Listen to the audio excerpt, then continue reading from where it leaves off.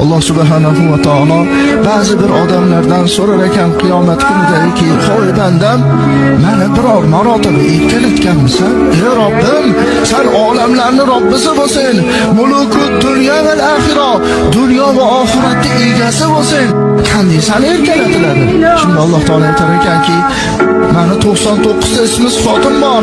Shu 99 ta ismi sifatimni hech bo'lmasa 10 tasini aytganingda edi, men erkalanardim." Ben erkalanardim. Necha yil umr kechirding? 70 yil, 80 yil umr kechiribman. Shu 70 yil, 80 yil umrning ichida biror marotaba meni 99 ta ismimni aytganmisan? Hech bo'lmasa 10 tasini aytganmisan? 70 yil umr kechiribsan.